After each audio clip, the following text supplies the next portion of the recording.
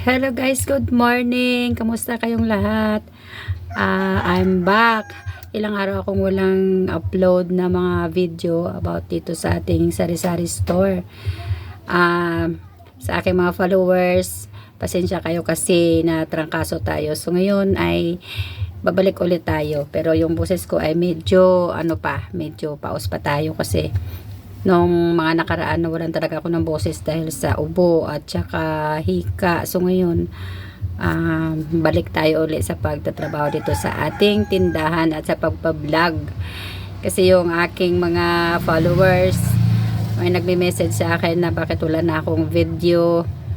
Nagkasakit po tayo. So ngayon babalik na ulit tayo sa ating ginagawa araw-araw.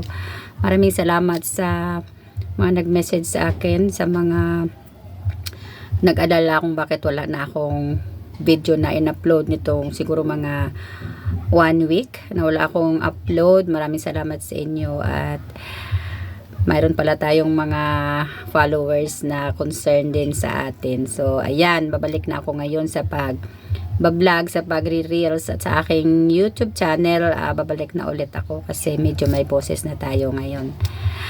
At ito yung mga ginawa ko kahapon. Nag-display na ako kasi yung tindahan ko ay wala na halos mga display. Hindi na-arrange yung aking tindahan.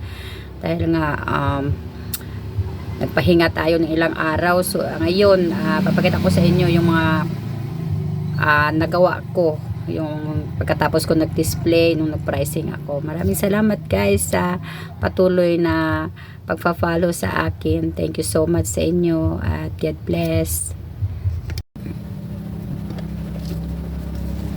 At ayan guys, nagpa-pricing tayo ng ating mga dilata. Yan ay mga product ng Alaska. Dineliver yan nung nakaraan pa.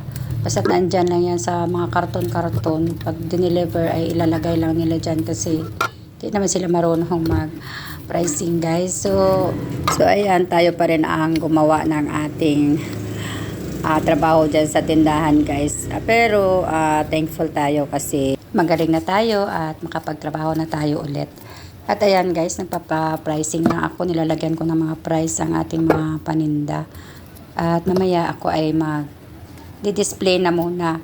Inunti-unti ko lang muna ang aking trabaho. Hindi ko naman lahat ginawa kasi natakot din ako baka mabina tayo. So dyan lang muna na part ako mag-display ng aking mga dilata kasi marami akong dilata na i-display na nakatambay lang dyan sa mga box.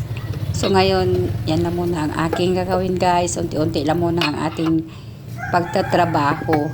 Mahirap kasi magkasakit ulit tayo. Kaya ngayon, nag-iingat na talaga ako. Naisip ko na yung katawan natin pala yung puhunan natin sa ating mga ginagawa sa araw-araw. Na pag halimbawa pagod na ay magpahinga. Kasi ugali ko talaga na minsan kahit pagod na, basta gusto ko talagang tapusin yung trabaho ko ay tatapusin ko talaga.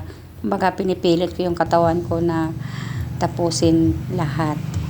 At yan na guys ang kinalabasan ng ating pagdi-display. Wala nang mga nakatambak dyan ng mga karton, ng mga dilata. Na i-display na natin lahat ang ating mga dilata dyan. Naayos ko na yung lagayan ng mga sabon. Nakapag-display ako ng kaunting mga chicherya. At dyan lang muna na part. Nakapaglagay na ako ng mga gatas dyan sa sabitan. Pero hindi pa lahat ay natapos ko. So maraming salamat sa mga patuloy na nanonood ng aking video. Thank you so much sa inyo guys. And God bless sa inyong lahat.